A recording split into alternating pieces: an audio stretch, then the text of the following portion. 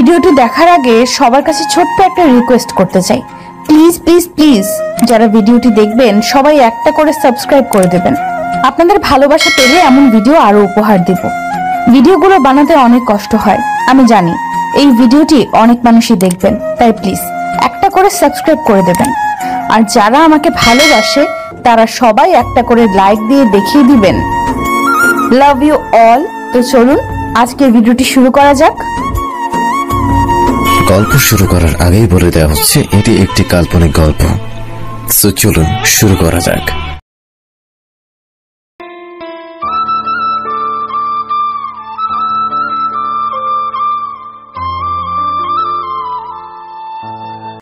নামাজের জন্য এসো। উত্তর, আল্লাহর আশ্রয় ও শক্তি ছাড়া আর কারো কোনো ক্ষমতা নেই। 2 বার। সাফল্যের জন্য এসো। উত্তর, আল্লাহর আশ্রয় ও শক্তি ছাড়া আর কারো কোনো ক্ষমতা নেই। শুধুমাত্র ফজরের আজানের জন্য ঘুম হতে নামাজ উত্তম। উত্তর, সত্য বলেছেন, কল্যাণের কথা বলেছেন। 2 বার। আল্লাহ মহান। উত্তর, আল্লাহ মহান। 2 বার। আল্লাহ ছাড়া অন্য কোনো উপাস্য নেই। উত্তর, আল্লাহ ছাড়া অন্য কোনো উপাস্য নেই। 1 বার। এরপর সালাত শেষ করে মিম বাচ্চাদের বলল, সবাই শোনো, আমরা কাল জলসা করব ইনশাআল্লাহ। ইনশাআল্লাহ মিম বাপু। তারপরে মিম বাসায় চলে এলো। মিম জানতো সে খাদিজা ইয়াসমিনের স্বামী ও ছেলে আসবে তার সাথে, তাই মিম পেছনের সিঁড়ি দিয়ে ওর রুমে গেল। গিয়ে দেখলো ওখানে কেউ নেই। তারপর মনে মনে ভাবলো হয়তো সবাই নিচে হবে, তাই মায়ের ফোন দিয়ে বলে দিল ও বাসায় এসেছে যাতে চিন্তা না করে। বলেও বইয়ের দিকে গেল পড়বার জন্যে। ওর কিছুক্ষণ পড়ার পরে ওর বড় ভাই আলিফ এলো ওর রুমে। মিম, দরজা খোল, একটু কথা আছে। দরজা খুলে দিয়ে ভেতরে আসো ভাইয়া। আচ্ছা ভাইয়া, কি বলবে? বাড়িতে তোর নন-মাহরাম আছে, তাই নিচে যাবি না বোন। তোর কিছু লাগলে আমায় বা হামজাকে বললেই হবে, আমরা এনে দেব। হ্যাঁ ভাইয়া, আমি জানি, তুমি চিন্তা করো না। আচ্ছা তাহলে আমি আসি, তুই পড়।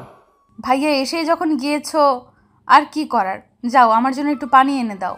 বলেই হি হি করে হেসে দিয়ে পানির বোতল এগিয়ে দিল। খিলখিল করে হাসার কিছু হয়নি, আমার রুমে আছে, দাঁড়া আনছি। বলে মুচকে হাসি দিয়ে বলল, যাক আমায় বেশি কাটানোর প্ল্যান ফ্লপ করলো। মোটেও না, আমি তো এমনিই হাসছিলাম। আমি আপনাকে ভালোই চিনি। বলে রুম থেকে পানির বোতল এনে মিমকে দিলাম। জাজাকাল্লাহ খাইরান। ওয়া, ইয়া কি? ভাইয়া সে কখন খেয়েছে, একটু ক্ষুধা ক্ষুধা পাইছে বলে আবারও মুচকি মুচকি হাসছে।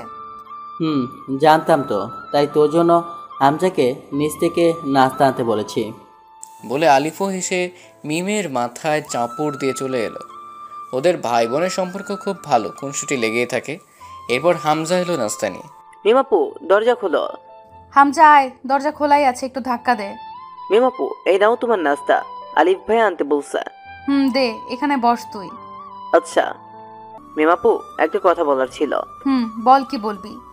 আপু, তুমি আমায় একটু এটা বলো তো, নফল ইবাদতের মধ্যে সর্বশ্রেষ্ঠ ইবাদত কোনটি? নফল ইবাদতের মধ্যে কোরআন তিলাওয়াতই সর্বশ্রেষ্ঠ আমল, যার মধ্যে তুমি আল্লাহর ভালোবাসা অর্জন করতে পারবে।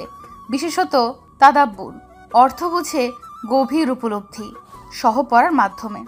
ইমাম ইবনুর রজব হাম্বলি রহমতুল্লাহ রহিমাহুল্লাহ, মাজমুউর রাসাইল 4/87। জাযাকাল্লাহু খায়রুন মিমাপু। ওয়াইক। আচ্ছা আপু, তুমি তাহলে খাও, আমি নিচে যাই। তামিম ভাইয়া ডেকেছিলেন। তামিম ভাইয়া আবার কে? তামিম ভাইয়া মানে ওই আন্টির ছেলে।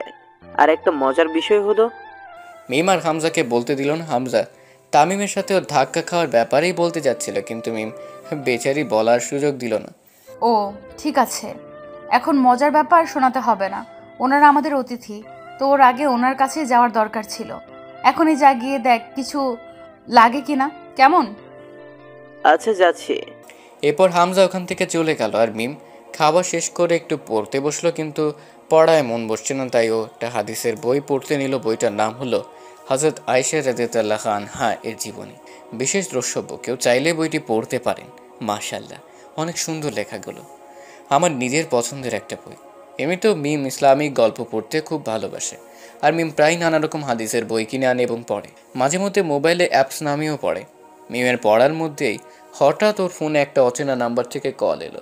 এই দিয়ে দুবার কল বাজলো কিন্তু রিসিভ করলো না, কারণ মিম অপরিচিত নাম্বার থেকে অন্তত 3টে কল না আসলে ধরে না। তারপর একটা মেসেজ এলো। মেসেজটা ছিল এমন: ডক্টর মিম, দয়া করে আমার কলটা ধরো, খুব ইম্পর্ট্যান্ট কথা আছে। ও আমি তাহা, তোমার college friend, please pick up the phone Mim. তারপর মিম মেসেজটা দেখে মুচকে একটা হাসি দিল। এর মধ্যে আবারও কল আসলো এবং মিম আবার কল রিসিভ করলো। তারপর আসসালামু আলাইকুম। ওয়ালাইকুম আসসালাম ওরহমাতুল্লাহ। আফফান বোন, আমি বুঝতে পারিনি তুমি কল দিচ্ছিলে। ওহ ঠিক আছে, তাই তো হটপট বুদ্ধিতে চটপট মেসেজ করে বুঝিয়ে দিলাম। তা ঠিক করেছো, নয়তো ফোন ধরতাম না বলেই হেসে দিল। আচ্ছা, যার জন্য ফোন দিছি ওইটা শোনো তুমি। হ্যাঁ, ও হ্যাঁ বলো। ইস্তেগফার মানে কি? ইস্তেগফার মানে হলো আল্লাহর নিকট ক্ষমা প্রার্থনা করা। যেমন ইস্তেগফার উচ্চারণ আস্তাগফিরুল্লাহ, অর্থ আমি আল্লাহর নিকট ক্ষমা প্রার্থনা করছি। বিস্তারিত: 1, হযরত আগার মুজানি রাদিয়াল্লাহু আনহু থেকে বর্ণিত, রাসূলুল্লাহ সাল্লাল্লাহু আলাইহি সাল্লাম ইরশাদ করেছেন, কখনো আমার অন্তরে সাময়িক অবহেলা চলে আসে, তখন আমি আল্লাহর কাছে 100 বার তওবা ইস্তেগফার করি। মুসলিম। 2, হযরত আবু হুরায়রা রাদিয়াল্লাহু আনহু থেকে বর্ণিত, তিনি বলেন, আমি রাসূলুল্লাহ সাল্লাল্লাহু আলাইহি সাল্লামকে বলতে শুনেছি, তিনি বললেন, আল্লাহর শপথ, আমি দৈনিক 70 বারের অধিক আল্লাহর কাছে ক্ষমা প্রার্থনা করি এবং তওবা করি। বুখারী। ও আচ্ছা, তবে আমি একটা ভিডিও দেখছিলাম সাইয়্যিদুল ইস্তেগফার সম্পর্কে, কিন্তু কিছু বুঝতে পারিনি, ওইটা একটু বলো তো। আচ্ছা বলছি শোনো। সাইয়্যিদুল ইস্তেগফার উচ্চারণ আল্লাহুম্মা আনতা রাব্বি লা ইলাহা ইল্লা আনতা খালাকতানি ওয়া আনা আবদুকা ওয়া আনা আলা আহদিকা ওয়া ওয়াদিকা মাস্তাতু আউযু বিকা মিন শাররি মা সানাতু আবউ লাকা বিনিমাতিকা আলাইয়া ওয়া আবউ লাকা বিযানবি ফাগফিরলি ফা ইন্না লা ইয়াগফিরুয যুনুবা ইল্লা আনতা। অর্থ, হে আল্লাহ, তুমি আমার রব, তুমি ছাড়া আর কোনো সত্য মাবুদ নাই, তুমি আমাকে সৃষ্টি করেছ, আমি তোমার বান্দা, আমি তোমার ওয়াদা অঙ্গীকারের উপর সাধ্যানুযায়ী প্রতিষ্ঠিত, আমি অনিষ্টকর যা কিছু করেছি তা থেকে তোমার কাছে আশ্রয় প্রার্থনা করছি, আমার উপর তোমার যে নিয়ামত আছে তার স্বীকৃতি দিচ্ছি, তোমার নিকট আমার গুনাহের স্বীকৃতি দিচ্ছি, সুতরাং তুমি আমাকে ক্ষমা করে দাও, কেননা তুমি ছাড়া আর কেউ গুনাহ ক্ষমা করতে পারবে না। উৎস সহিহ বুখারী, হাদিস নং 5867। বিস্তারিত: 1, হযরত সাদ্দাফ ইবনে আউস রাদিয়াল্লাহু আনহু হইতে বর্ণিত আছে যে, নবী করিম সাল্লাল্লাহু আলাইহি সাল্লাম ইরশাদ করিয়েছেন, সাইয়্যিদুল ইস্তেগফার অর্থাৎ মাগফিরাত চাওয়ার সর্বোত্তম তরিকা এই যে, এইভাবে বলিবে, আল্লাহুম্মা আনতা রাব্বি লা ইলাহা ইল্লা আনতা খালাকতানি ওয়া আনা আবদুকা ওয়া আনা আলা আহদিকা ওয়া ওয়াদিকা মাস্তাতু আউযু বিকা মিন শাররি মা সানাতু আবউ লাকা বিনিমাতিকা আলাইয়া ওয়া আবউ লাকা বিযানবি ফাগফিরলি ফা ইন্না লা ইয়াগফিরুয যুনুবা ইল্লা আনতা। অর্থ, আয় আল্লাহ, আপনি আমার রব, আপনি ব্যতীত কোনো মাবুদ নাই, আপনি আমাকে সৃষ্টি করেছেন, আমি আপনার বান্দা, আমি সামর্থ্য অনুযায়ী আপনার সহিত কৃত অঙ্গীকার ও ওয়াদার উপর কায়েম আছি, আমি আমার কৃত খারাপ আমল হতে আপনার আশ্রয় গ্রহণ করছি, আমার উপর আপনার যে সমস্ত নিয়ামত রহিয়াছে উহা স্বীকার করিতেছি এবং আপন গুনাহের স্বীকারোক্তি করিতেছে, অতএব আমাকে মাফ করিয়া দিন, কেননা আপনি ব্যতীত কেহ গুনাহসমূহ মাফ করিতে পারে না। রাসূলুল্লাহ সাল্লাল্লাহু আলাইহি সাল্লাম ইরশাদ করিয়েছেন, যে ব্যক্তি দিনের একিনের সহিত দিনের যে কোনো অংশেই কালিমাগুলো পড়িয়াছে এবং সেই দিন সন্ধ্যার পূর্বে তাহার মৃত্যু হয়ে গিয়াছে, সে জান্নাতীদের মধ্যে হইতে হইবে। এমনিভাবে যদি কেহ দিলের একিনের সহিত রাত্রের কোনো অংশেই কালিমাগুলো পড়িয়াছে এবং সকাল হওয়ার পূর্বে তাহার মৃত্যু হইয়া গিয়াছে, সে জান্নাতীদের মধ্য হইতে হইবে। বুখারী। 2, আবু বাবার রাদিয়াল্লাহু আনহু সাদ্দাফ ইবনে আউস রাদিয়াল্লাহু আনহু থেকে বর্ণিত, নবী সাল্লাল্লাহু আলাইহি সাল্লাম বলেছেন, সাইয়েদুন ইস্তেগফার হলো বান্দার এ দোয়া পড়া। আল্লাহুম্মা আনতা রাব্বি লা ইলাহা ইল্লা আনতা খালাকতানি ওয়া আনা আবদুকা ওয়া আনা আলা আহদিকা ওয়া ওয়াদিকা মাস্তাতু আউযু বিকা মিন শাররি মা সানাতু আবউ লাকা বিনি'মাতিকা আলাইয়া ওয়া আবউ লাকা বিযানবি ফাগফিরলি ফাইন্না লা ইয়াগফিরুয যুনুবা ইল্লা আনতা। অর্থ, হে আল্লাহ, তুমি আমার প্রতিপালক, তুমি ছাড়া কোনো ইলাহ নেই, তুমিই আমাকে সৃষ্টি করেছ, আমি তোমারই গোলাম, আমি যথাসাধ্য তোমার সঙ্গে প্রতিজ্ঞা ও অঙ্গীকারের উপর আছি, আমি আমার সব কৃতকর্মের কুফল থেকে তোমার কাছে পানা চাচ্ছি, তুমি আমার প্রতি তোমার যে নিয়ামত দিয়েছ তা স্বীকার করছি, আর আমার কৃত গুনাহের কথাও স্বীকার করছি, তুমি আমাকে মাফ করে দাও, কারণ তুই ছাড়া কেহ গুনাহ ক্ষমা করতে পারবে না। যে ব্যক্তি দিনের সকালবেলায় দৃঢ় বিশ্বাসের সাথে এই ইস্তেগফার পড়বে আর সন্ধ্যা হওয়ার আগেই সে মারা যাবে, সে জান্নাতি হবে। আর যে ব্যক্তি রাতের প্রথম বেলায় দৃঢ় বিশ্বাসের সাথে দোয়া পড়ে নেবে আর সে ভোর হওয়ার আগেই মারা যাবে, সে জান্নাতি হবে। সুবহানাল্লাহ। সহিহ বুখারী হাদিস নং 5867। জাজাকিল্লাহ খয়রুন। এখন খুব ভালোভাবে বুঝতে পেরেছি। ইনশাল্লাহ প্রতিদিনই আমার আমলে এটা থাকবে। আলহামদুলিল্লাহ। আচ্ছা, এখন রাখছি, আম্মু ডাকে। আচ্ছা, আসসালামু আলাইকুম। ওয়ালাইকুম আসসালাম ওয়া রাহমাতুল্লাহ। এরপর মিম আবার হাদিসের পাতায় মুখ গুজল। ওদিকে তামিম বেচারার অবস্থা পুরাই নাজেহাল। ও শুধু মিমের সাথে ধাক্কা লাগার ব্যাপারটা ভুলতেই পারে না। আর তামিম তখন মিমের সাথে থাকা হামজাকে খেয়াল করেনি, তাই এখনও চিনতেও পারেনি। হামজা অবশ্য চিনেছে, তবে মিম ও ওর মা দুজনেই এই ব্যাপারে কথা বলতে নিষেধ করেছে, তাই হামজাও ব্যাপারটা মন থেকে দূর করে দিয়েছে। আর তামিম, সে তো শুধু মিমের সেই রাগ রাগ কণ্ঠে কলা কথাগুলোই যেন বারবার শুনছে আর ভাবছে, কে তুমি পর্দাবতী, আমার সে জানতেই হবে। এবার এও ভাবছে, আল্লাহ, আমি ওর কথা কেন এত ভাবছি, ওই পর্দাবতীর কথা না ভেবে পারছি না, কিন্তু কেন? হঠাৎ ওর ভাবনার ছেদ ঘটল হামজার ডাকে।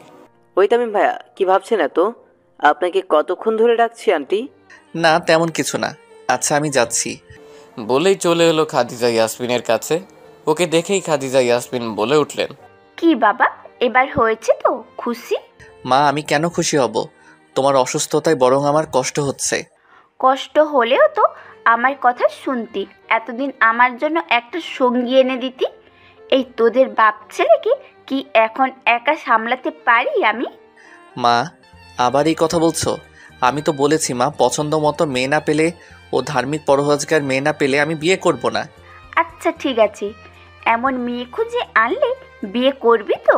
ইনশাল্লাহ মা। তবে তবে কি বল? মুচকি হাসি দিয়ে না, তবে কিছুই না বলেই রুম ত্যাগ করলো। তামিমের মা খাদিজা ইয়াসমিন ছেলেকে আরও আগে থেকেই বিয়ে করাতে চায়, কারণ তার একটা মেয়ে দরকার। আর তামিম মাকে প্রচণ্ডভাবে ভালোবাসে, তাই মায়ের কথায় আর না বলতে পারেনি কখনো। তামিম এর মিমদের বাড়িটা বেশ পছন্দ হয়েছে। নিরিবিলি পরিবেশ, আবার বিভিন্ন জায়গায় বিভিন্ন ধরনের পেইন্টিং আছে, কিন্তু সবগুলো একদম চোখ ধাঁধানো। তাই তামিম একটু কাছে গিয়ে দেখছে এগুলো কোন দোকানের বা কোথা থেকে কেনা। যদি জানা যায় তো তামিমও নিজের বাসার জন্য কিনবে ইনশাল্লাহ। কিন্তু বেচারা তামিম কোনো ক্লুই পেল না, শুধু মিম নামটাও তারিখ লেখা পেল এক কোণে। যখনই হতাশ হয়ে পড়ল না পেয়ে, তখন আলিফ রুমেল এবং সালাম দিয়ে বলল, কি দেখছেন, পেন্টিংগুলো? ওয়া আলাইকুম আসসালাম ওয়া রহমাতুল্লাহ। হ্যাঁ ভাইয়া, এগুলো মাশাআল্লাহ অনেক সুন্দর, তাই আর কি। ও হ্যাঁ, আমার বোনের তৈরি সবগুলো। ও সময় পেলে এসব করে মাঝে মধ্যে। ও মাশাআল্লাহ। আচ্ছা, যে জন্য এলাম, চলুন। এশার সালাতের সময় হয়ে গেছে, আমরা ইনশাল্লাহ মসজিদে যাই। ইনশাল্লাহ, চলুন। কি রে হামজা, আসছিস না কেন? আমি চলে যাচ্ছি কিন্তু। লাব্বাইক ভাইয়া, চলে আসছে, চলো। তারপর ওরা সালাত আদায় করে এসে সবাই সংবাদ মতো রাতের খাবার খেয়ে ঘুমিয়ে পড়লো। ফাতেমা ইয়াসমিনও আজকে অনেক কাজ করেছে এবং অনেক ধরনের খাবারও তৈরি করেছে, তাই তিনিও ঘুমিয়ে গেল। মিম ওর কলেজের পড়া শেষ করে সূরা ইয়াসিন, আর রহমান, মুলক ও সূরা হাসুরের 22, 23, 24 আয়াত পড়ে নিল। ও 4 কালিমাক, আয়াতুল কুরসি, সূরা ইখলাস, ফালাক ও নাস পড়ে ডান কাঁধে শুয়ে মাথার নিচে ডান হাত রেখে ঘুমের দোয়া পাঠ করে নিল। ঘুমের পূর্বে পড়ার দোয়া উচ্চারণ: আল্লাহুম্মা বিসমিকা আমুতু ওয়া আহিয়া অর্থ, হে আল্লাহ, আমি আপনারই নামে মৃত্যুবরণ করব, আপনার নামের সাথেই জীবিত থাকব। উৎস সহিহ বুখারী হাদিস নং 5873। বিস্তারিত 1। কবিসা রাদিয়াল্লাহু আনহু হুযায়ফা ইবনে ইয়ামান রাদিয়াল্লাহু আনহু থেকে বর্ণিত, তিনি বলেন, নবী সাল্লাল্লাহু আলাইহি সাল্লাম যখন বিছানায় আশ্রয় গ্রহণ করতে যেতেন তখন তিনি এই দোয়া পড়তেন। এরপর তিনি মিম আস্তাগফিরুল্লাহ আস্তাগফিরুল্লাহ পড়তে পড়তে রাত 3টার অ্যালার্ম দিয়ে ঘুমিয়ে গেল। রাত 3টায় ওর মোবাইলে অ্যালার্ম শব্দে ঘুম ভাঙল এবং সাথে সাথেই পড়ে নিল। ঘুম থেকে উঠেই দোয়া পড়তে হয়। উচ্চারণ: আলহামদুলিল্লাহিল্লাযী আহিয়ানা বাদামা আমাতানা ওয়া ইলাইহিন নুশুর। অর্থ: সকল প্রশংসা আল্লাহ তাআলার, যিনি আমাদের মৃত্যুদানের পর পুনরায় জীবন দান করেছেন এবং মৃত্যুর পর তারই নিকট আমাদের প্রত্যাবর্তন করতে হবে। উৎস সহিহ বুখারী হাদিস নং 5873। বিস্তারিত 1।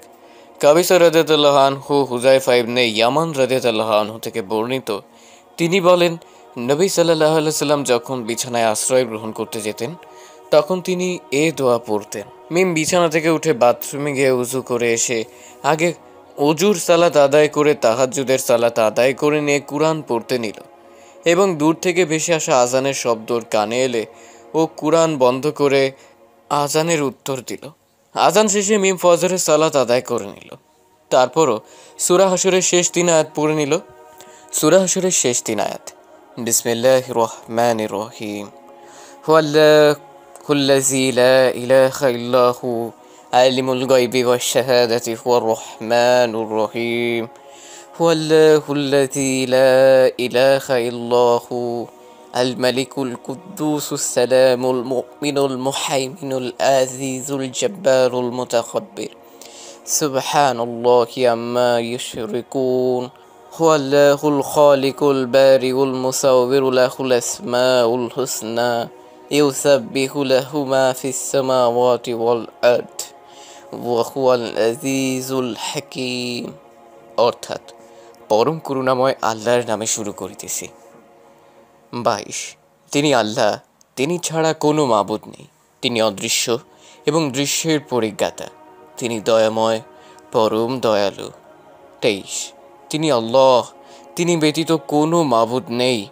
তিনি অধিপতি, তিনি পবিত্র, তিনি শান্তি, তিনি নিরাপত্তা বিধায়ক, তিনি রক্ষক, তিনি পরাক্রমশালী, তিনি প্রবল, তিনি অতীব মহিমান্বিত। যারা তাঁর শরীক স্থির করে আল্লাহ তা হতে পবিত্র ও মহান। তিনি আল্লাহ, সৃজনকর্তা, উদ্ভাবক, রূপদাতা, সকল উত্তম নাম তাঁরই। আকাশ ও পৃথিবীতে যা কিছু আছে সমস্তই তাঁর পবিত্রতা ও মহিমা ঘোষণা করে। তিনি পরাক্রমশালী, প্রজ্ঞাময়। ফজিলত: 1।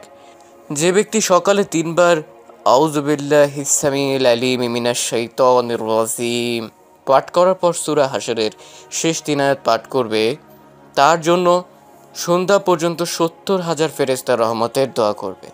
আবার সন্ধ্যায় পাঠ করলে সকাল পর্যন্তই মর্তবা লাভ করবে এবং সে মারা গেলে শহীদের মৃত্যু হাসিল হবে। সুবহানাল্লাহ। 2। হাদিসে আছে, যে ব্যক্তি সকালে 3 বার আউযু বিল্লাহিস সামিউল আলিম মিনাশ শাইতানির রাজিম পাঠ করার পর সূরা হাশরের শেষের 3 আয়াত পাঠ করবে, আল্লাহ তাআলা তার জন্য 70,000 রহমতের ফেরেশতা নিযুক্ত করে দিবেন। তারা সন্ধে পর্যন্ত রহমতের জন্য দোয়া করবে।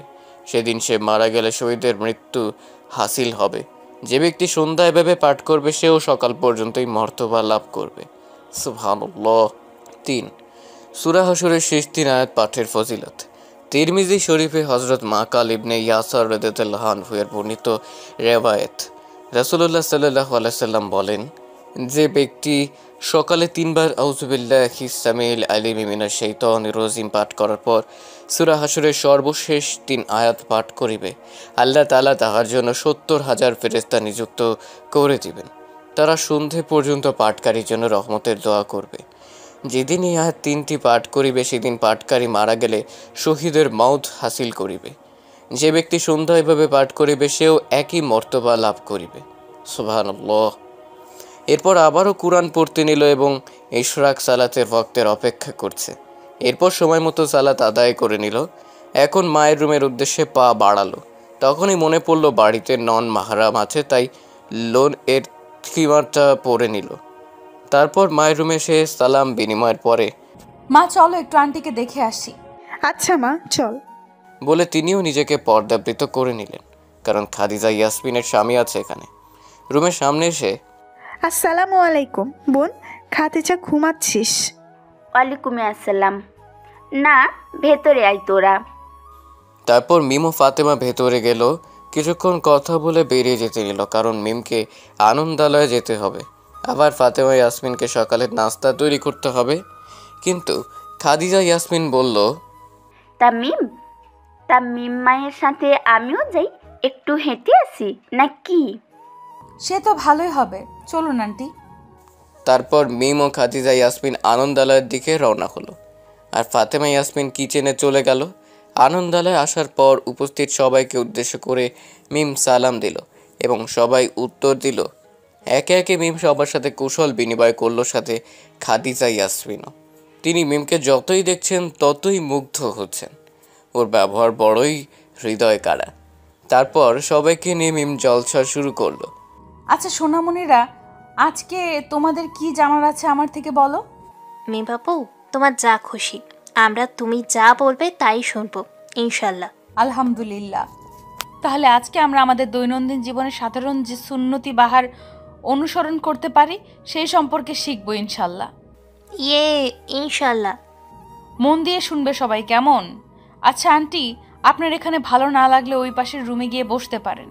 না রে মা, আমি এখানেই ভালো আছি, আমি তো শিখতে পারবো ওদের সাথে। তুমি বলো মা। জি বলছি। দৈনন্দিন জীবনে সুন্নতি বাহার অনুসরণ করুন। 1. কোনো কিছু করার পূর্বে বিসমিল্লাহ বলে শুরু করা। 2. কোনো কিছু করার উদ্দেশ্যে বা ভবিষ্যতের কিছু বললে ইনশাআল্লাহ বলা। 3. কোনো বিস্ময়কর বিষয় দেখলে সুবহানাল্লাহ বলা। 4. কষ্ট বা ব্যথা পেলে ইয়া আল্লাহ বলা। 5. প্রশংসনীয় কিছু হলে মাশাআল্লাহ বলা। 6. ধন্যবাদ আনতে জাযাকাল্লাহ বা জাযাকুল্লাহু বা জাযাকুমুল্লাহ খায়রান বলা। 7. ঘুম থেকে জাগ্রত হয়ে লা ইলাহা ইল্লাল্লাহ বলা। শপথ নেওয়ার সময় ওয়া লিল্লাহি বিল্লাহ বলা। হাঁচি দিলে আলহামদুলিল্লাহ বলা। 10. অন্য কেউ হাঁচি দিলে ইয়ারহামুকাল্লাহ বলা। 11. জিজ্ঞাসার জবাবে আলহামদুলিল্লাহ বলে উত্তর দেওয়া। 12. পাপের অনুশোচনায় আস্তাগফিরুল্লাহ বলা। 13. কাউকে ভালোবাসলে লি হুব্বিল্লাহ বলা। 14. পরোপকার করার সময় ফি সাবিলিল্লাহ বলা। 15. বিদায়ের সময় ফি আমানিল্লাহ বলা। 16. সমস্যা দেখা গেলে তাওয়াক্কালতু আলাল্লাহ বলা। 17. অপ্রীতিকর কিছু ঘটলে নাউজুবিল্লাহ বলা। 18. আনন্দদায়ক কিছু দেখলে বা ঘটলে ফাতা বারাকাল্লাহ বলা। 19. প্রার্থনায় অংশগ্রহণ শেষে আমিন বলা। 20.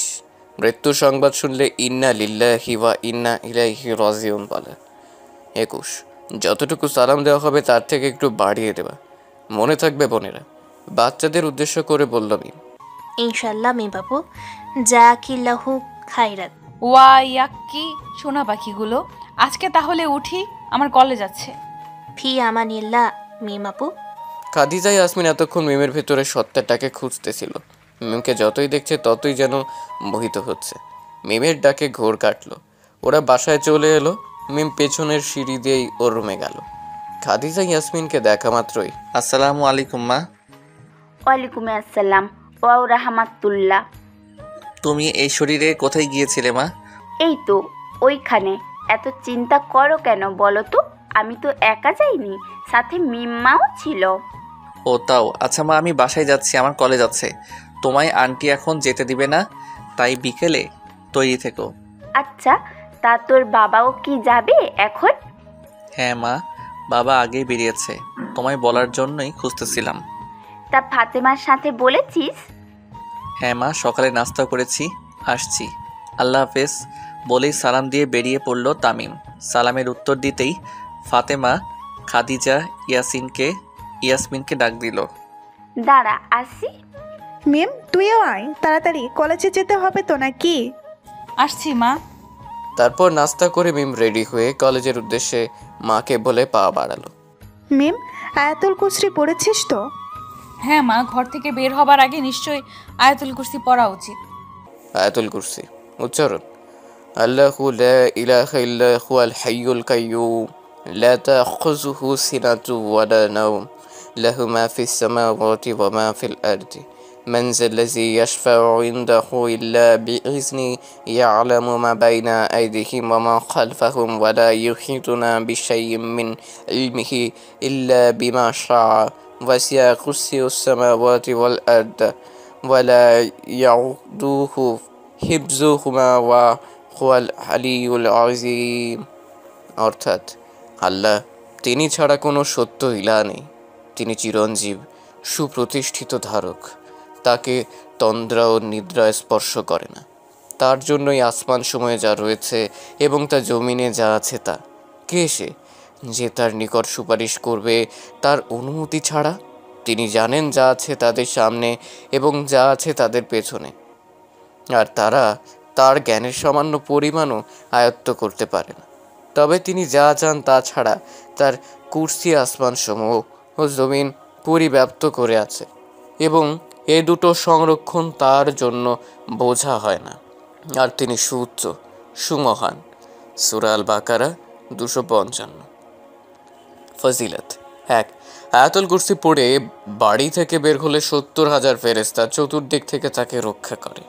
2. এটি পড়ে বাড়ি ঢুকলে বাড়িতে দারিদ্রতা প্রবেশ করতে পারে না। 3. এটি পড়ে ঘুমালে সারা রাত একজন ফেরেশতা তাকে পাহারা দেন। 4. ফরজ নামাজের পর পড়লে তার আর বেহেশতের মধ্যে একটি জিনিসেরই দূরত্ব থাকে, তা হলো মৃত্যু, এবং মৃত্যু আযাব এতই হালকা হয় যেন একটি পিঁপড়ার কামড়। 5. ওযুর পর পড়লে আল্লাহর নিকট 70 গুণ মর্যাদা বৃদ্ধি লাভ করে। সহিহ হাদিস। 6. জান্নাতের দরজা।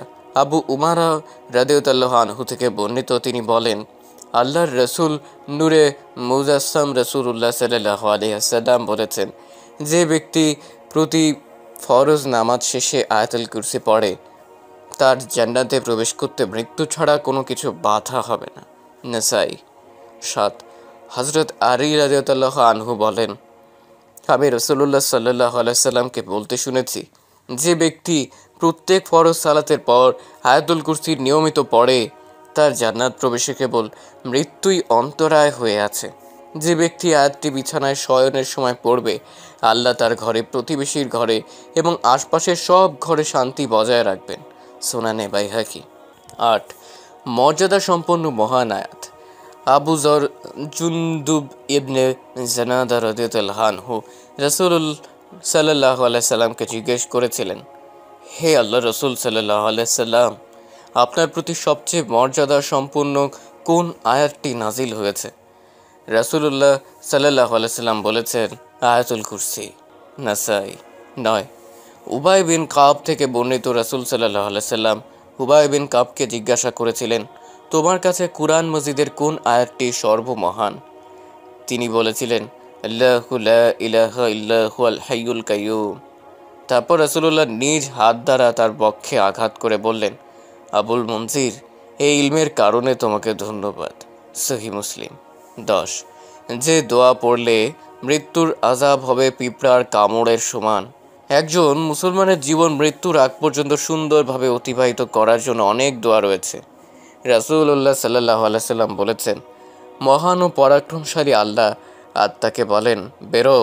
সে বলে, না, আমি স্বেচ্ছায় বেরোবো না। আল্লাহ বলেন, অনিচ্ছায় হলেও বেরো। রাসূলুল্লাহ সাল্লাল্লাহু আলাইহি সাল্লাম বলেছেন, যখন মুমিন বিশ্বাসী বান্দার রূহ বেরোয় তখন ওর সাথে দুজন ফেরেশতা দেখা, অর্থাৎ তা গ্রহণ করে এবং তা নিয়ে দুজনই ঊর্ধ্বে আরোহণ করে।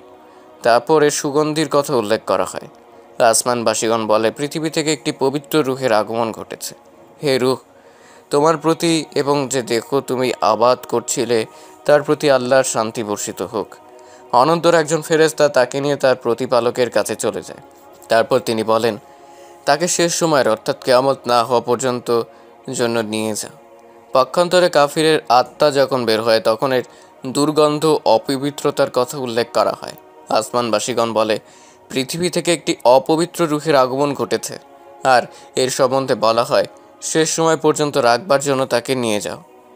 হযরত আজরাইল আলাইহিসসালাম যখন জান কবজ করতে আসবেন তখন মৃত্যু পূর্ব মুহূর্তে কষ্ট হবেই, তবে মহান আল্লাহ তাআলার মুমিন বান্দারা সেই কষ্টটা কম পেয়ে থাকেন।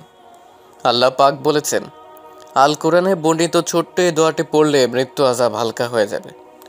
দোয়াটিকে আমরা সবাই আয়াতুল কুরসি বলেই জানি। দরজার কাছে গিয়ে ঘর থেকে বাহির হবার দোয়াটা পড়ে নিয়ে সোজা হাঁটা শুরু করেছে, কারণ আজকে একটু দেরি হয়ে গেছে। ঘর থেকে বের হওয়ার দোয়া উচ্চারণ, বিসমিল্লাহি তাওয়াক্কালতু আলাল্লাহ লা হাওলা ওয়ালা কুওয়াতা ইল্লা বিল্লাহ। অর্থ, আল্লাহ তাআলার নামে বের হলাম, আমি আল্লাহ তাআলার উপর ভরসা করলাম। আল্লাহর তৌফিক ছাড়া গুনাহ থেকে বেঁচে থাকা বা কোনো নেক কাজ করা সম্ভব নয়। উৎস, আবু দাউদ, হাদিস 5095, সুনান তিরমিজি হাদিস নং 3426। বিস্তারিত। 1. সাইদ ইবনে ইয়াহইয়া ইবনে সাইদ উমাবি রহমাতুল্লাহি আলাইহি আনাস ইবনে মালিক রাদিয়াল্লাহু আনহু থেকে বর্ণিত, তিনি বলেন, রাসূলুল্লাহ সাল্লাল্লাহু আলাইহি সাল্লাম বলেছেন, যে ব্যক্তি ঘর থেকে বের হওয়ার সময় দোয়াটি পড়ে পাঠ করে তাকে ফেরেশতাদের পক্ষ থেকে বলা হয়, তুমি যথেষ্ট করে নিলে বেঁচে গেলে, তোমার থেকে শয়তান দূর হয়ে গেল। সুনানি তিরমিজি হাদিস নং 3426। 2. হযরত আনাস ইবনে মালিক রাদিয়াল্লাহু আনহু বর্ণনা করেন যে রাসূলুল্লাহ সাল্লাল্লাহু আলাইহি সাল্লাম ইরশাদ করিয়াছেন, যখন কোনো ব্যক্তি নিজ ঘর হইতে বাহির হওয়ার পর এই দোয়া পড়ে তখন তাহাকে বলা হয়, অর্থাৎ ফেরেশতা বলেন, তোমার কাজ সম্পাদন করিয়া দেওয়া হইয়াছে এবং তোমাকে সমস্ত অকল্যাণ হইতে হেফাজত করা হইয়াছে। শয়তান ব্যর্থ হইয়া তাহার নিকট হইতে দূর হইয়া যায়। তিরমিজি। এক রেওয়াতে এরূপ বর্ণিত হইয়াছে যে তখন, অর্থাৎ এ দোয়া পড়ার পর তাহাকে বলা হয়, তোমাকে পূর্ণরূপে পথ দেখানো হইয়াছে, তোমার কাজ সম্পাদন করিয়া দেওয়া হইয়াছে এবং তোমার হেফাজত করা হইয়াছে। সুতরাং শয়তান তাহার নিকট হইতে দূর হইয়া যায়। অপর এক শয়তান প্রথম শয়তানকে বলে, তুমি ওই ব্যক্তিকে কিভাবে আয়ত্তে আনিতে পারো যাহাকে পথ দেখাইয়া দেওয়া হইয়াছে, যাহার কাজ সম্পাদন করিয়া দেওয়া হইয়াছে এবং যাহার হেফাজত করা হইয়াছে। আবু দাউদ। আসসালামু আলাইকুম, মে আই কামিং ম্যান? ওয়ালাইকুম সালাম, কাকে চাইছেন আপনি? জি, আমি এই কলেজের ছাত্রী। ওহো, তাই এরকম ভূত সেজে আসলে চিনবো কিভাবে? ভেতরে আসো। জাজাকিল্লাহ খায়রান। মিম এখানে বসো। আসসালামু আলাইকুম। জাজাকিল্লাহ খায়রান বোন। ওয়ালাইকুম আসসালাম ওয়া রাহমাতুল্লাহ। বস এখানে। আমার পড়া প্রতিদিন পড়ে আসবে, নয়তো আসার দরকার নেই। জি ম্যাম। ইনশাল্লাহ। আচ্ছা, সবার পরিচয় তো নিলাম, এবার তোমার পরিচয়টা দাও তো। শুক্রিয়া ম্যাম, আমি জান্নাতুল ফেরদৌস মিম, ব্যাকগ্রাউন্ড সায়েন্স, পয়েন্ট জিপিএ 5, আলহামদুলিল্লাহ। তা তোমার রেজাল্ট তো বেশ ভালোই। এরকম ভূত সেজে কলেজে আসার মানে কি? হ্যাঁ, বাইরে থেকে তো বোঝাই যায় না তুমি স্টুডেন্ট না গার্ডিয়ান। আলহামদুলিল্লাহ, তাহলে আপনার কথা অনুযায়ী আমার পর্দা ঠিক আছে। আর ম্যাম, আমার এরকম থাকার কারণ হলো আমি আমার কর্তব্য পালন করছি। হোয়াট ননসেন্স, কী সব আবল তাবল বলছো? হ্যাঁ, একে তো খ্যাত সেজে এসেছে, আবার চ্যাটাং চ্যাটাং কথা। আফওয়ান ম্যাম, আমি আবল তাবল বলছি না। আচ্ছা বলুন তো, আপনাকে কে সৃষ্টি করেছে? পাগলের মতো বলছোটা কি? এটা সবাই জানে, আল্লাহ ছাড়া আবার কে সৃষ্টি করবে? নিশ্চয় সঠিক উত্তর। এবার বলুন, আপনি কি মুসলিম? এই মেয়ে, তুমি কিন্তু আমার ধৈর্যের সীমা ছাড়িয়ে ফেলছো। যত সব আমায় দেখে কোন জায়গা থেকে বিধর্মী মনে হয়? হ্যাঁ, মাশাআল্লাহ, সুন্দর প্রশ্ন। আচ্ছা এটা বলুন তো, আপনাকে দেখে কোন জায়গা থেকে মুসলিম মনে হওয়া উচিত? কিছুটা দমে গিয়ে তুমি জানো যে আমার সাথে এভাবে খারাপ ব্যবহার করার কারণে তোমার কি হতে পারে? নিশ্চয়ই না, তবে এটা জানি আমি যথেষ্ট ভদ্রতা সহ কথা বলছি, আলহামদুলিল্লাহ। তা কোন দায়িত্ব কর্তব্য পালনে এরকম সংসেজে আমাদেরকে আঙুল তুলে কথা বলছো? হ্যাঁ, আমি নিশ্চয়ই ডিউটি অফ এ স্টুডেন্ট। আপনি নিশ্চয়ই ডিউটি অফ আ স্টুডেন্টস কম্পোজিশনটা পড়েছেন। 1. আল্লাহর প্রতি দায়িত্ব। 2. পিতামাতার প্রতি দায়িত্ব। 3. মানব সমাজের প্রতি দায়িত্ব। আমিও পড়েছি আলহামদুলিল্লাহ, তাই এরকম সং সাজা আর কি। Just shut up. তুমি আমাকে ভদ্রতা শেখাচ্ছ আর এভাবে নিজেকে বন্দি করে রাখাকে পর্দা বলে না। আমিও তো পর্দা করছি, কই আমার তো ওইসব লাগে না। বড় 3 পিস পরেছি, মাথায় হিজাব আছে, পর্দার জন্য এগুলোই এনাফ, বুঝছো? ওখানে লেখা আছে একজন স্টুডেন্টের 3টি দায়িত্ব। আফওয়ান ম্যাম, আমি আপনার কথা মানতে পারলাম না। মানুষের সৌন্দর্যের রাজধানী হলো ফেস, আর আপনার সেটাই খোলা রয়েছে। এবার বলুন তো শহরে কি আছে আর কি রকম আছে তা জানতে কি রাজধানী যথেষ্ট নয়? একজন মুসলিম নারীর এমনভাবে চলাফেরা করা উচিত যাতে বোঝা না যায় যে ইনি যুবতী নাকি পৌর। পর্দার সহিত চললে উত্তক্ত হবার সম্ভাবনা থাকে না, জিনা থেকে বাঁচা যায়। কামুক ও লোলুপদের দৃষ্টি কোনো পর্দাবতীর উপরে খুবই কম রয়েছে। আর পর্দা হচ্ছে ফরজ প্রতিটি নারীর উপরে। মহিলাদের নাভি হইতে হাঁটু পর্যন্ত একান্ত ঠেকা ব্যতীত অন্যান্য মহিলাদেরও দেখা বা দেখানো হারাম ও কবিরা গুনাহ। পর্দার হুকুমে হেকমত হইল এই জন্য যে পুরুষ জাতি ও স্ত্রী জাতির মধ্যে সৃষ্টিগতভাবে যে চুম্বকের আকর্ষণের মতো যে আকর্ষণীয় শক্তি, পর পুরুষ দেখা শোনায় সেই আকর্ষণ হইয়া যেন পরস্পর স্বাস্থ্যহীন, মন চঞ্চল, চরিত্র নষ্ট, আত্মা অপবিত্র, ঈমান খারাপ ইত্যাদি যাতে না হইতে পারে, তাই সকল মহিলাদের গায়রে মারহাম পুরুষ হতে মুখমণ্ডল, হাতের কবজি ও দুপায়ের টাকনু সহ সমস্ত শরীর ঢেকে রাখতে হবে। সম্পূর্ণ শরীর আপাদমস্তক ঢেকে পর্দা করবে, যেন দেহের একটা পশমও দৃষ্টিগোচর না হয়। আবার অনেকেই বলে থাকে যে মনের পর্দাই বড় পর্দা। মন পাক থাকলে বেগানা পুরুষের সাথে দেখা দিলে, কথা বললে কিছুই হয় না, এতে পর্দা ছুটিয়া যায় না। আস্তাগফিরুল্লাহ, আপনারা কি আল্লাহর হুকুম মানেন না? এখন এরকম মন গড়া কথা বলে চালাকি করে পাপের বোঝা মাথায় নিয়ে কবরে যাইতে পারবেন বটে, কিন্তু জেনে রাখুন ভিন্ন পুরুষের সাথে খোলামেলা কথা বলিবার বা চলাফেরা করিবার কারণে গুনাহের ফলে কমপক্ষে ৭,০০০ বৎসর আগুন জ্বলিতে হইবে। পুরো ক্লাস নীরব মিমের কথা শুনছিল। সবাই তাহা সহ আরও অনেকের চোখেই পানি। লামিয়া ম্যাম তো যেন স্তব্ধ হয়ে গেছে, চোখ থেকে যেন বৃষ্টির ধারা বইছে। ম্যাম মিমের থেমে যাওয়ায় বলে উঠলেন, আজ আসি, আজকের আর ক্লাস নেব না।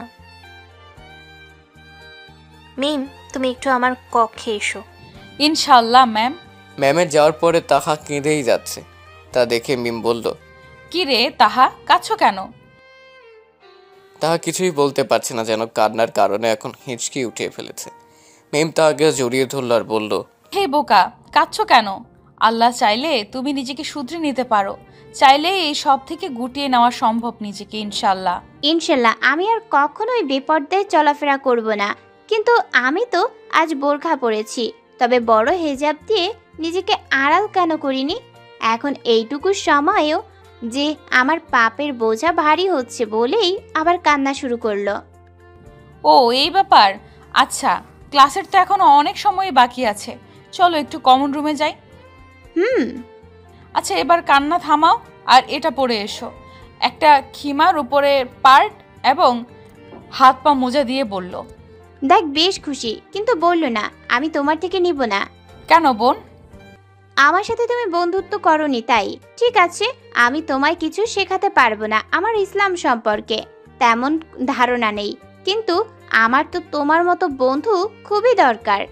একজন বন্ধুর যে গুণ থাকা উচিত সবই তোমার মধ্যে আছে, কিন্তু তুমি আমায় তোমার সেই বন্ধুত্বের অধিকার দাওনি, তাই আমি নেব না।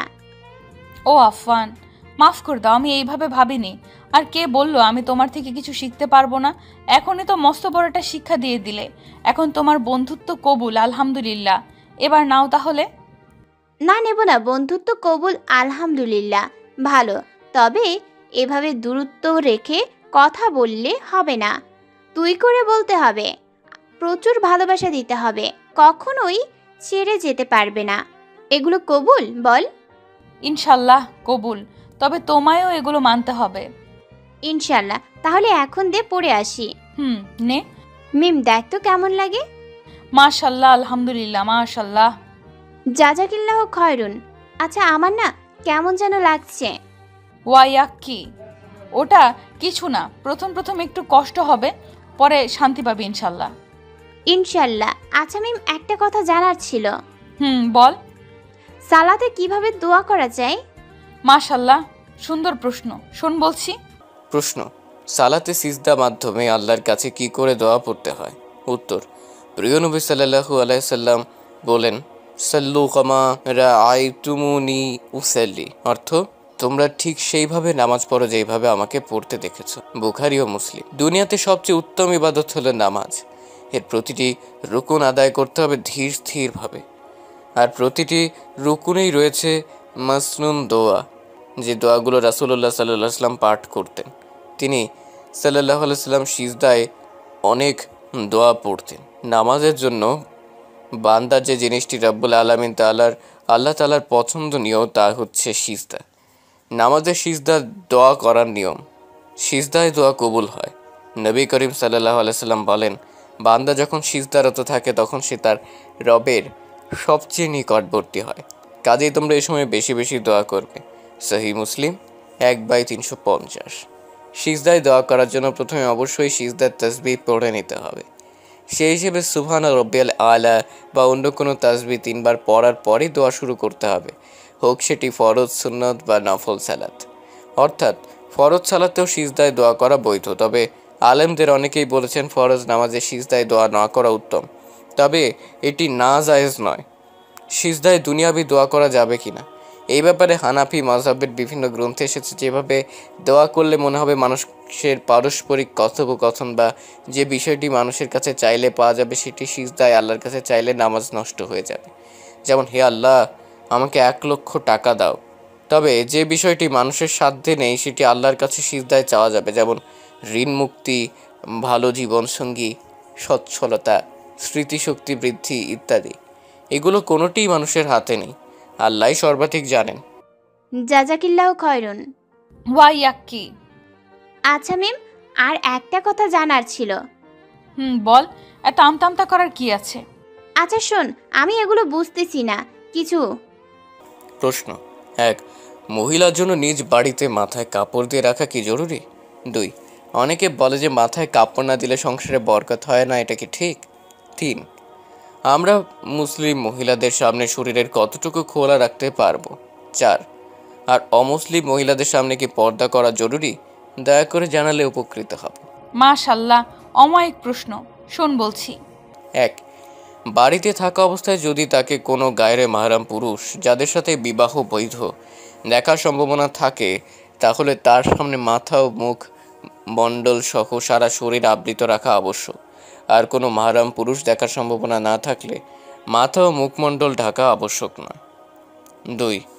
বাড়িতে থাকা অবস্থায় মাথায় কাপড় না দিলে সংসারে বরকত হয় না, এটি একটি ভিত্তিহীন ও বাতিল কথা। 3. মুসলিম মহিলার সামনে চেহারা, মাথা, গলা, 2 হাতের কবজি, 2 হাতের বাহু, 2 পায়ের পাতা ও 2 পায়ের নলা ছাড়া সর্বাঙ্গ ঢেকে রাখা জরুরি। 4. অমুসলিম মহিলার নিকট মুসলিম মহিলা পর্দা করা জরুরি কিনা এই বিষয়ে দ্বিমত রয়েছে, তবে সঠিক কথা হলো এক্ষেত্রে মুসলিম ও অমুসলিম নারীর একই বিধান, অর্থাৎ শরীরের যে সমস্ত অঙ্গ মুসলিম নারীর সামনে খোলা জায়েজ আছে, অমুসলিম মহিলার সামনেও সেগুলো খোলা জায়েজ রয়েছে। তবে যদি আশঙ্কা থাকে যে কোনো মহিলা তার স্বামীর নিকট এই মহিলার রূপ সৌন্দর্য বর্ণনা করবে, তাহলে তার নিকট পর্দা করতে হইবে, চাই সে মুসলিম হোক অথবা অমুসলিম হোক। উত্তর প্রদানে আবদুল্লাহ হিলহাদি বিন আব্দুল জলিল দায়ী, মদিনা ইসলামী বিশ্ববিদ্যালয়, সৌদি আরব। আচ্ছা, তোকে যে ম্যাম যেতে বললো ভুলে গেছিস নাকি?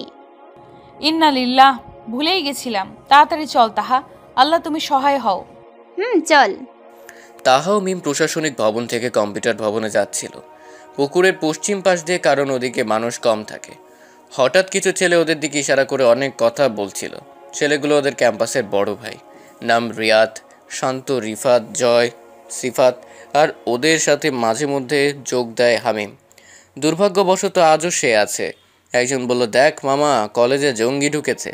আর একজন, আরে না, উনি হয়তো কারোর দাদি বা নানি। আর একজন, আরে আমারে বাঁচা দোষ, দিনে দুপুরে ভূত হাঁটছে ক্যাম্পাসে মাগরে। আরেকজন, এই যে এভাবে আড়াল করে চললে হয়, আসো আমরা একটু তোমার ওই পূর্ণিমা বা অমাবস্যার চাঁদ মুখখানা দেখি। আর একজন বলল, মামা চল না, একটু চেকে দেখি, এরকম অদ্ভুত একটা জিনিস মিস করা যায় না। বলে জয় উঠে দাঁড়াতেই 1 থাপ্পড় পড়ল একজনের গালে। হ্যাঁ, থাপ্পড়টা হামিমের গালেই পড়েছে এবং মেরেছে তামিম। অন্যদিকে মিমো তাহা এসবের কিছুই জানে না। ওরা কেউই খেয়াল করেনি এসব, কারণ ওদের ম্যামের কাছে যাওয়ার তাড়া। ঠাস। কিরে তুই মারলি কেন? আবারও এক থাপ্পড়। ঠাস। তোর এত বড় সাহস!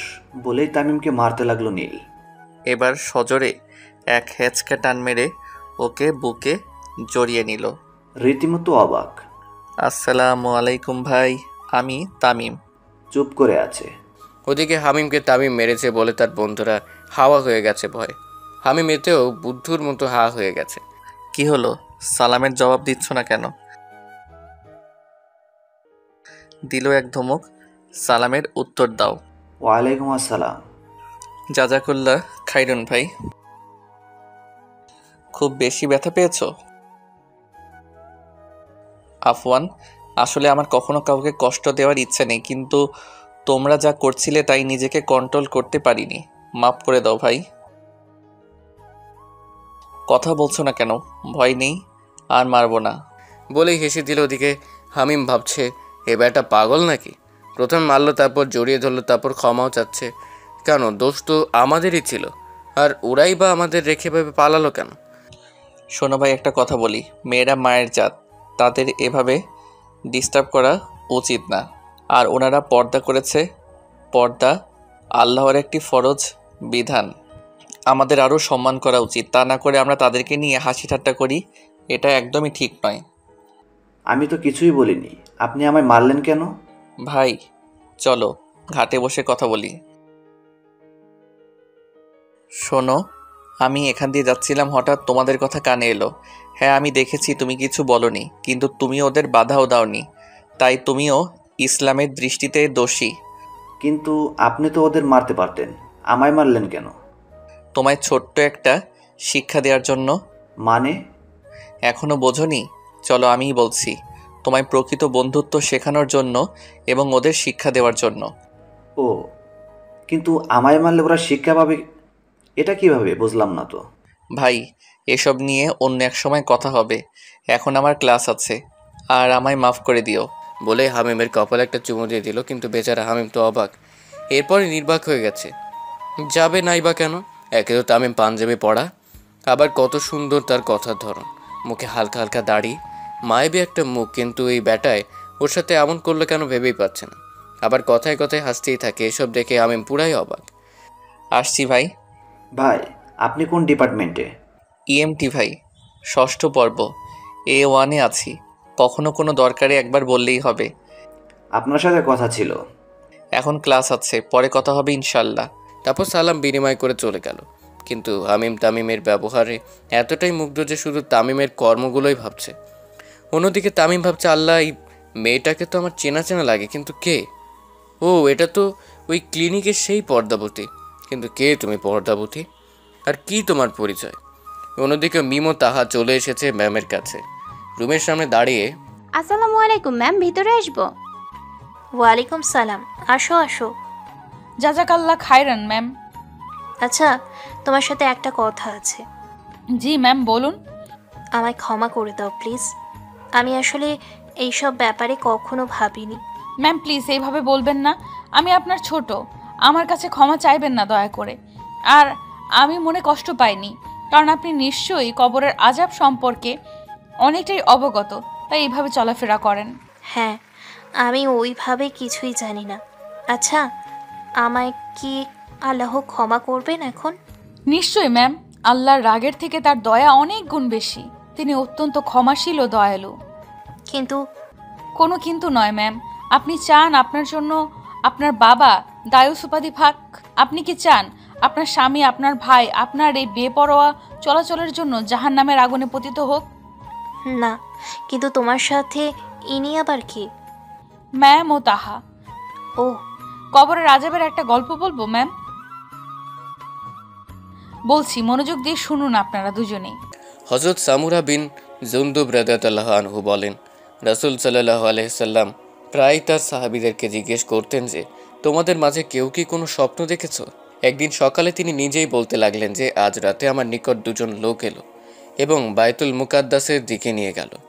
যাওয়ার পথে আমরা শায়িত একটি লোকের নিকট দিয়ে অতিক্রম করলাম এই সাহিত্য লোকটির মাথা অপর একটি লোক পাথর দিয়ে আঘাত করছিল। পাথর মারার পর মাথা চূর্ণ বিচূর্ণ হয়ে পাথরটিকে দূরে ছিটকে পড়ছে। পুনরায় মারার জন্য লোকটি পাথর সংগ্রহ করতে গেলে এই ফাঁকে মাথা পুনর্জন্ম নিয়ে নেয় এবং ওই লোকটি ফিরে এসে আবার পাথর মারে। এভাবে অনবরত চলছে। আমি আমার সাথীকে বললাম, সুবহানাল্লাহ, এই দুজন ব্যক্তি কে? আমার সাথী বলল, আরও সামনে অগ্রসর হও। আমার সামনে অগ্রসর হলাম। দেখলাম একটি লোক চিত হয়ে শুয়ে আছে, আর অপর একটি লোক লোহার একটি করাত দিয়ে তার মাথার এক পাশের চোয়াল ছিঁড়ছে। এক পাশ চিরে যখন অন্য পাশে চিরতে যাচ্ছে তখন পূর্বের চিরা অংশ জোড়া লেগে যাচ্ছে। এভাবে অনবরত উলটপালট করে তাকে চিরছে। আমি বললাম, সুবহানাল্লাহ, এই ব্যক্তিকে? আমাকে বলা হলো আরও সামনে চলো। আমরা সামনে অগ্রসর হয়ে একটি চুল্লি দেখতে পেলাম। চুল্লির মাঝে খুব হইচইয়ের শব্দ শোনা যাচ্ছিল। চুল্লিতে উকি মেরে দেখতে গেলাম, তাতে উলঙ্গ কিছু নারী পুরুষ রয়েছে। আগুনের লাভা যখন তাদের তলদেশ থেকে উদ্গীরণ করে তখন তারা চিৎকার করে ওঠে, আর দেখলাম সেখানে দুর্গন্ধ ছড়াচ্ছে অসহনীয়। আমি জিজ্ঞেস করলাম, এরা কারা? আমাকে বলা হলো আরও সম্মুখে অগ্রসর হও। সামনে অগ্রসর হয়ে একটি নহর পেলাম, যার পানি রক্তের ন্যায় লাল বর্ণের। এ পানিতে একটি লোক সাঁতার কাটছিল। অপর একটি লোক অনেকগুলো পাথর নিয়ে নদীর কিনারে দাঁড়ানো। সাঁতারু লোকটি সাঁতরিয়ে যখন নদীর কিনারে আসে তখন তার মুখ খুলে দেয় এবং কিনারায় লোকটি তার মুখে একটি পাথর ঢুকিয়ে দেয়। এমনটা হচ্ছিল বারবার। আমি জানতে চাইলাম এই লোকটিকে। আমাকে বলা হলো আরও সামনে অগ্রসর হও। সামনে গিয়ে অত্যন্ত কদাকার একটি লোকের সাক্ষাৎ পেলাম। তার নিকট আগুন ছিল এবং সে আগুন প্রজ্বলিত করছিল এবং চতুর্পাশে চক্কর কাটছিল। আমি জানতে চাইলাম এই লোকটিকে। জবাব এলো, আরও সামনে অগ্রসর হও। আমরা সামনে অগ্রসর হয়ে একটি শ্যামল উদ্যানে উপস্থিত হলাম। উদ্যানের মধ্যবর্তী স্থানে এত দীর্ঘকায় একজন ব্যক্তির সাক্ষাৎ পেলাম যে উচ্চতার কারণে তার শির আমাদের নজরে আসছিল না। আর এই দীর্ঘ লোকটির পাশে অনেকগুলো শিশুর সমাগম। আমি ইতোপূর্বে শিশুদেরকে কখনো দেখিনি। আমি জিজ্ঞেস করলাম, এই সকল লোক কারা? উত্তর এলো, আরও সামনে অগ্রসর হও। অতঃপর আমরা দৃষ্টিনন্দন মনোরম একটি উদ্যানে প্রবেশ করলাম। এত নন্দিত উদ্যান আমি এর আগে কখনো দেখিনি। আমি আমার সঙ্গীটির নির্দেশে ভেতরে প্রবেশ করলাম। ভেতরে দেখি স্বর্ণরূপার নির্মিত একটি শহর। আমরা শহরের প্রধান ফটকের নিকট এলাম। আমাদের জন্য ফটক খোলা হলো। অতঃপর ভিতরে প্রবেশ করলাম। প্রবেশ করার পর আমাদের সামনে কিছু লোক এলো, যাদের দেহের অর্ধাংশ অত্যন্ত সুন্দর কিন্তু অপরাংশ অত্যন্ত কদাকার। আমার সঙ্গীটি তাদেরকে বলল, তোমরা সামনের নদীতে ঝাঁপিয়ে পড়ো। তারা যে ঝাঁপিয়ে পড়ল। নদীটি ছিল খুবই প্রশস্ত, দুধের ন্যায় শুভ্র ছিল এর জলরাশি। তারা নদী থেকে উঠে আসার পর তাদের দেহের বিকৃতি দূরীভূত হয়ে গেল। সর্বাঙ্গ রূপ ধারণ করল সৌন্দর্যের দ্যুতিতে। আমার সঙ্গীটা আমাকে বলল, এটি হলো আদেন জান্নাত, এটি তোমার মূল নিকুঞ্জ। আমি দৃষ্টি উঠালাম, দেখি একটি শুভ্র বর্ণের মহল। সঙ্গীটি বলল, এটিও তোমার নীড়। আমি বললাম, আল্লাহ তোমার কল্যাণ করুক, আমাকে আমার নীড়ে একটু প্রবেশ করতে দাও। সে বলল, এখন নহে, তবে তুমি অবশ্যই মহলে প্রবেশ করবে। এরপর আমি প্রথম থেকে পর্যন্ত যা কিছু দেখলাম এর রহস্য জানতে চাইলাম। সে বলল, প্রথম যে ব্যক্তি যার মাথা চূর্ণ হতে দেখেছ সে হলো কোরআনের জ্ঞান অর্জনকারী ওই ব্যক্তি যে কোরআনের জ্ঞান অর্জন করে ভুলেও গিয়েছে এবং ফরজ নামাজ ছেড়ে ঘুমিয়ে পড়ে। তার সাথে এমন আচরণ কিয়ামত পর্যন্ত করা হবে। দ্বিতীয় ব্যক্তি যার মুখমণ্ডল চিরতে দেখেছ সে হলো এই ব্যক্তি যে সকালে ঘর থেকে বের হয় এবং দিনভর মিথ্যা কথা বলে বেড়ায়। তার সাথে কিয়ামত পর্যন্ত এমন আচরণ করা হবে। তৃতীয়, চুল্লির ভিতর উলঙ্গ নারী পুরুষ জ্বলতে দেখেছ, এরা হলো ব্যভিচারী নারী পুরুষ। চতুর্থ দৃশ্যটি হলো সুদ ভক্ষণকারীর, যাকে তুমি রক্তের নদীতে সাঁতার কাটতে দেখেছ। পঞ্চম, যাকে আগুন প্রজ্বলিত করতে দেখেছ সে হলো জাহান্নামের ভারপ্রাপ্ত ফেরেশতা। ষষ্ঠ, উদ্যানের দীর্ঘ লোকটি হলো হজরত ইব্রাহিম আলাইহিসসালাম, আর আশপাশের শিশুরা হলো ইসলামের মৃত্যু বরণকারী শিশু। সপ্তম শ্রেণীর লোক হলো পুণ্য অর্জনকারী ওই সকল লোক যারা পুণ্যের পাশাপাশি কিছু পাপেরও মিশ্রণ ঘটিয়ে ফেলেছে, কিন্তু অবশেষে আল্লাহর রহমত তাদেরকে ঘিরে ফেলেছে এবং মন্দের অভিশাপ থেকে নিজেকে মুক্ত করে নিয়েছে। রাসূল সাল্লাল্লাহু আলাইহি সাল্লাম বলেন, এরপর ওই সাথীরা নিজেদের পরিচয় দিয়ে বলল, আমি হলাম জিব্রাইল আলাইহিসসালাম এবং সে মিকাইল আলাইহিসসালাম। বুখারী, বাইহাকি। আলোচনা। উলামাগণ বলেন, এই হাদিসটি কবরের আযাবের সত্যতার ব্যাপারে একটি জ্বলন্ত প্রমাণ, কেননা নবীদের স্বপ্ন সত্য হয়ে থাকে। হাদিসে বলা হয়েছে যে তার সাথে কিয়ামত পর্যন্ত এ ধরনের আচরণ করা হবে। এ থেকে বোঝা যায় যে এটি বারজাক জগতের ঘটনা। হযরত আলী রাদিয়াল্লাহু আনহু বলেন, বর্ণিত ঘটনায় আরও অতিরিক্ত আছে যে অগ্নি প্রজ্বলনকারী ব্যক্তিটি জাহান্নামের কর্তা। যখন কোনো বস্তু আগুনের সীমানা থেকে বেরিয়ে পড়ে তৎক্ষণাৎ সে অতিকে আগুনে ফিরিয়ে দেয়। আর উলঙ্গ নারী পুরুষেরা হলো ব্যভিচারী, আর দুর্গন্ধ যা ছড়াচ্ছে তা তাদের লজ্জাস্থান থাকে নির্গত। অপর আরেকটি দল এমন দেখা গেছে যে তাদের মলদ্বার দিয়ে আগুন প্রবেশ করে মুখ দিয়ে বের হয়ে যাচ্ছে। এরা হলো সমকামী পুরুষ। আর দুধের ন্যায় সাদা নদীটি হলো হাউজে কাউসার। হযরত আবু সাঈদ খুদরি রাদিয়াল্লাহু আনহু বলেন, রাসূল সাল্লাল্লাহু আলাইহি সাল্লাম ওই স্বপ্নের মাঝে এক পর্যায়ে একটি দস্তরখানা দেখতে পেলেন, যাতে ভুনা গোশত রাখা ছিল, কিন্তু কোনো আহারকারী ছিল না। অপরদিকে এর পাশেই আরেকটি গোশতের সমাহার। এটি ছিল দুর্গন্ধময় মাংসের সমাহার, কিন্তু এখানে বেশ কিছু আহারকারীর উপস্থিতি ছিল। রাসূল সাল্লাল্লাহু আলাইহি সাল্লাম এ সম্পর্কে জানতে চাইলে বলা হলো, এরা ওই সকল লোক যারা হালাল খাদ্য পরিত্যাগ করে হারাম খাদ্যকে অধিক পছন্দ করে। রাসূল সাল্লাল্লাহু আলাইহি সাল্লাম আরও একদল লোক দেখলেন যাদের পেট ঘরের ন্যায় বড় ও প্রশস্ত। তারা যখন উঠে দৌড়াতে চায় তখন তাদের পেটের ওজনের কারণে মাটিতে লুটিয়ে পড়ে। তারা আক্ষেপ করে বলে, হে আল্লাহ, তুমি কিয়ামত সৃষ্টি করো না। এই বলে তারা কান্নাকাটি করে। এ সম্পর্কে জিজ্ঞেস করার পর জানা গেল যে এরা উম্মতে মুহাম্মাদের সুদখোর লোক। রাসূল সাল্লাল্লাহু আলাইহি সাল্লাম আর একটি দল দেখলেন যাদের ওষ্ঠদ্বয় উটের ওষ্ঠদ্বয়ের মতো। তাদের মুখে পাথরের নলা পুড়ে দেওয়া হচ্ছে, পাথর পেটে যে মলদ্বার দিয়ে আবার বের হয়ে যাচ্ছে। জিজ্ঞেস করে জানা গেল যে এরা ইয়াতিমের সম্পদ ভক্ষণকারী লোক। তিনি আরও এমন একটি দলকেও দেখলেন যাদের পাঁজর থেকে মাংস কেটে খেতে দেওয়া হচ্ছে, আর বলা হচ্ছে, খেয়ে নাও যেভাবে তোমার ভাইয়ের মাংস খেতে। জিজ্ঞেস করার পর জানা গেল যে এরা হলো গীবতকারী এবং পরনিন্দা অন্বেষণকারী। এই ধরনের আচরণ এদের সাথে কিয়ামত পর্যন্ত হবে। সুবহানাল্লাহ, আল্লাহুম্মা গফিরলি বলেই দুজনে কান্নায় ভেঙে পড়ে। কবরের আযাব, কাঁদুন, যত পারেন কাঁদুন, তবে মনে রাখবেন দুনিয়ার জীবন মানে হচ্ছে পরীক্ষা ক্ষেত্র, যেখানে আমরা সবাই পরীক্ষার্থী। আচ্ছা মিম, আমার সালাম তো প্রতিদিনই কাজা হয়, তাহলে তা কি হবে? আর আমি তো কাজা সালাম কিভাবে আদায় করে জানি না। আমি বলে দিচ্ছি ম্যাম, আর সালাত কাজা হতে না দেওয়াই উচিত এবং আওয়াল ওয়াক্তের পরে নেওয়া সর্বোত্তম। কাজা নামাজ কিভাবে আদায় করতে হয়? প্রশ্ন 1, ঘুম থেকে উঠে যদি দেখি যে সূর্য উঠে গেছে তাহলে ফজরের কাজা কিভাবে পড়তে হবে? সূর্য ওঠার পর 15 বা 20 মিনিট পর, নাকি সূর্যোদয় অবস্থায় থাকে সাথে সাথেই ফজরের কাজা আদায় করে নিতে হবে? 2, ঘুম থেকে উঠে যদি দেখে যে সূর্য উঠে গেছে তাহলে সকালে যদি ফজরের কাজাটা না পড়ে জোহরের নামাজের সাথে একসাথে পড়ে না তাহলে কি তা জায়েজ হবে? 3, কাজা নামাজকে সিরিয়াল অনুযায়ী পড়তে হয়, যেমন ফজর আর জোহর যদি কাজা হয় তাহলে যখন আসরের নামাজ পড়বো তখন আসরের নামাজের পূর্বে কি ফজর অতঃপর জোহরের নামাজটা আদায় করে নিতে হবে? আর তা না করে যদি এশার সময় কাজাগুলো একসাথে পড়ে নেয় তাহলে কি হবে? উত্তর 1, ঘুম থেকে জাগার পর পবিত্র হয়ে অনতি বিলম্বে ফজরের নামাজ আদায় করে নিতে হবে, সূর্য যে অবস্থায় থাকুক না কেন। সূর্য ওঠার 15 বা 20 বিলম্ব করবে না, কেননা সূর্য উদিত হওয়া শুরু হওয়ার পর প্রায় 15 বা 20 মিনিট পর্যন্ত এই নিষিদ্ধ সময় কেবল সাধারণ নফল নামাজ আদায় করা নিষেধ, ফরজ নামাজ কাজা করা দোষণীয় নয়। রাসূল সাল্লাল্লাহু আলাইহি সাল্লাম ঘুম বা ভুলে যাওয়ার কারণে নামাজ কাজা হয়ে গেলে ঘুম থেকে জাগ্রত হওয়ার বা স্মরণ হওয়ার সাথে সাথে অনতি বিলম্বে তা আদায় করতে বলেছেন। 2, ফজরের কাজা নামাজ ইচ্ছাকৃতভাবে বিলম্ব করে জোহরের সাথে আদায় করা জায়েজ নয়, অন্যথায় গুনাহগার হতে হবে। সুতরাং ওজোর বশত কোনো নামাজ ছুটে গেলে যথাসম্ভব তাড়াতাড়ি তা আদায় করে দায়িত্ব মুক্ত হওয়া জরুরি। 3, একাধিক ওয়াক্তের নামাজ ছুটে গেলে সেগুলো পরবর্তীতে কাজা করার সময় ধারাবাহিকতা রক্ষা করা ওয়াজিব, অর্থাৎ আগেরটা আগে এবং পরেরটা পরে আদায় করতে হবে। এটি জুমহুর বা অধিকাংশ আলেমের অভিমত। বিস্তারিত কাজা নামাজের কতিপয় বিধিবিধান।